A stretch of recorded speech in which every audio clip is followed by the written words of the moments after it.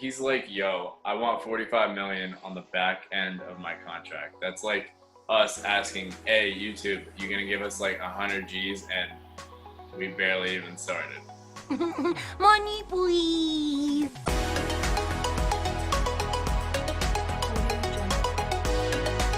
What is up, everybody? I am back here with Gordon. I had a little bit of load management to deal with this weekend, but Gordon held the fort down, and I'm excited to be back with you, man.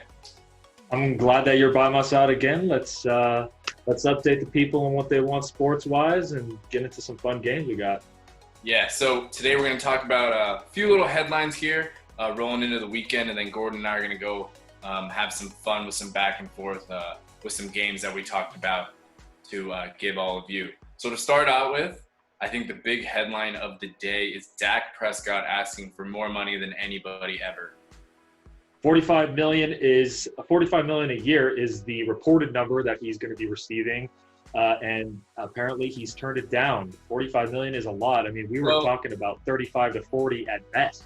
Yeah, so they offered him that contract that would have given him the richest contract as a quarterback, which was around 35 million a year. But he seemingly wants 45 million on the back end of his contract.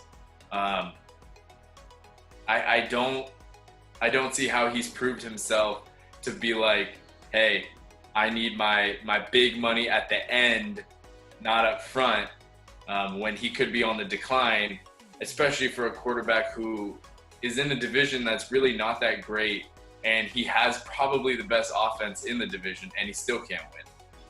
Yeah, if he's betting on the salary cap being,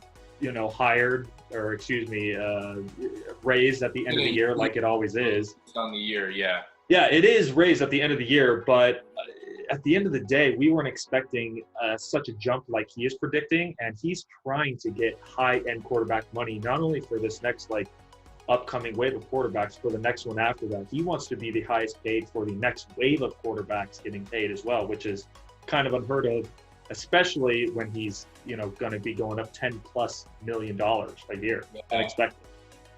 I think he saw what Goff got. He saw what Wentz got. I mean, Wentz kind of deserved that money because he would have won MVP. We don't know if they would have won the Super Bowl with or without him, but he was having an amazing year before he got hurt. And Goff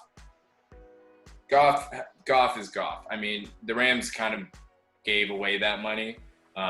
Prescott has played better than Goff at least, and so he does deserve money, but by no means does he deserve that much. And at this point, I feel like he's just trolling all of us to see what he can do.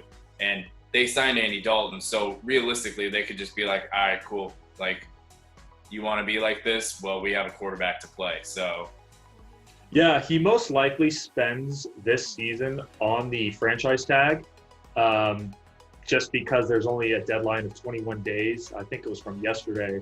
So they're coming down to the wire here, where he's most likely going to spend the franchise tag, and they're going to have to get the deal done after. They could always franchise tag him again, but it goes up even higher again the next year.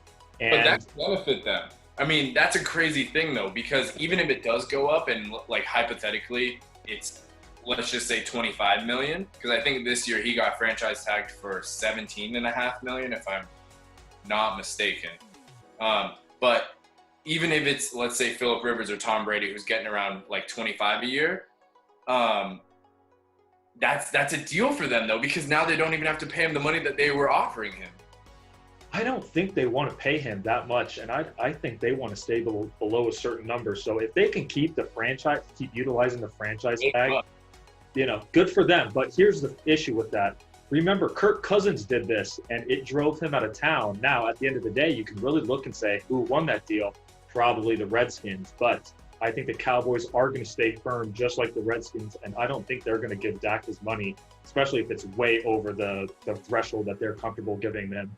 And I mean, realistically, with how this story is going, we may be seeing a parting between the two, which I think in the Cowboys' favor could be good because he hasn't done too much for them, and we've seen that he's really not a team player. He's kind of just thinking about himself. Can you imagine if next year the only two open quarterback positions in the NFL are Cowboys quarterback and Patriots quarterback? Can you imagine the tank for Trevor media talk? That's going to be crazy. I don't think the Cowboys are going to tank. That's the problem with this scenario. It's like a win-lose for them. It's a double-edged sword. You don't really know what's going to happen because that team's too good. The Patriots lost a lot. So tanking for Trevor is not going to be an issue. But the Cowboys are probably the best team in the NFC East. Probably. So, and especially with this added playoff spot, they're more than likely going to make the playoffs. So, I mean, it's going to be a wild ride, and I'm honestly kind of sick of Dak. So we'll see where this goes here in the next few weeks, if they even work out a deal, or like we said, they just keep placing that franchise tag. This weekend we got a fun fantasy matchup in golf, which is bizarre, but the PGA, Tiger Woods, Phil Mickelson, Tom Brady, and Peyton Manning are teaming up for charity during COVID right now, and they're making teams. It's going to be Tiger Woods and Peyton Manning versus Big Phil and Tom. And honestly, even if it's not even a good match, I just think people are going to watch because it's going to be funny and fun and enjoyable, and maybe we'll get to see some of those personalities come out of these guys, and it's all going to a good cause. So I'm kind of excited to see where it goes. It's a fun thing. There is only one thing that I want, and I want Peyton Manning microphone on the course at all times. I want that thing to be live. I saw a video of all four of them doing a Zoom call or something, right, and Peyton Manning was just roasting Tom Brady for like. Oh, they always go back and forth. I mean, yeah, always Peyton. It's not Tom. Oh no, yeah, that's how Peyton is. I love it. He's so funny too about it. He's so good. You can't like help but laugh. What's crazy is Phil Mickelson's the same way. So I think we're going to see some good trash talk, some good fun. I'm excited to see where it goes this weekend, bring some joy and relief, helping out the victims and front linesmen of COVID-19, which we all thank. All right, and now we're going to move on to our Would You Rather segment. We're each going to ask each other one NFL and one NBA question. I'm doing a blind resume test, and Nathan's going to have two situations for me to choose from. All right, so I'm going to ask you first my NFL question. These stats are from the 2019 season. Who would you rather have for one game? Quarterback A, 4,054 yards, 21 touchdowns, 8 interceptions, and a 70% completion. Okay. The second quarterback, 4,031 yards, 26 touchdowns, 5 interceptions, and a 65% completion. Great. So I'm choosing between two different Kirk Cousins seasons. All right. So the first one had a higher passing percentage, but yes, the second one had higher stats, correct? 21 touchdowns, 8 interceptions, 70%. Okay. 26 touchdowns, 5 interceptions, 65%. Okay, I'm going to go with B because that 5% to me doesn't make a difference, and I want a dude that's just going to bomb it. Well, I think you chose correct. Quarterback A is Derek Carr. Quarterback B is Patrick Mahomes. Wait, really? Mahomes didn't have – wait, what? He got injured. Oh, because he was hurt. Yes. All right, and now for my second NBA question, which isn't a blind resume test. This one's just a straight hypothetical. If you could have one player take the remaining shot, no matter what kind of shot it is, who would it be? A, Vince Carter, or B, Tracy McGrady? Oh, T-Mac, immediately. T-Mac? Why? T-Mac's a baller. Vince was a good shooter, but like at the end of his career, T-Mac could score from anywhere he wants. That's true. Oh, T-Mac all day. T-Mac's a stud. And that one time where he scored like 13 points. Like 11 seconds, crazy. Yeah, stupid. So, okay, I thought that was a pretty easy one, but I always like to see what people say about that one. I really like Vince, and people don't give Vince enough credit for his all-around game. Everybody just wants to be like, oh, he was a dunk contest. But nah, Vince was a baller also. Dude hit, if I remember correctly, 2 deep 3-point game winners in I think it was Dallas. Well, he did there too, but he had 2 really deep game winners when he played on the Nets. So he's got some clutch genes in him. All right, guys, now to my 2 questions. So this one's going to be interesting. I feel like you might favor one side, but we'll see. Okay. If you're starting your team today, and we're going off these guys in their prime, okay? Okay. Would you rather have Gronk as your tight end Okay.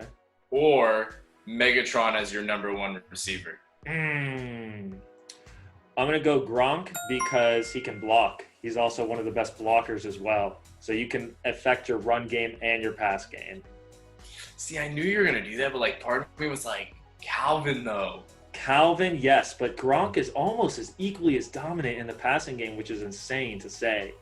Yeah, that's true. That is actually a harder one than meets the eye, but man, I just think if Gronk couldn't affect the run game, that'd be hard. If it was like pure passing, oof, that's a hard one. But like even then, Gronk's still a monster. Dude, Yeah, gets that's what I'm saying. all the time. So it's like, it's super hard. But okay, I feel that. All right. I'd be happy with any one of those players. This is an interesting scenario. So bear with me when I say this, okay? Okay. Would you rather? I'm gonna give you 3 sets, and you got to pick which one you want on your team. All of them in the primes, okay? Would you rather have Miami's big 3?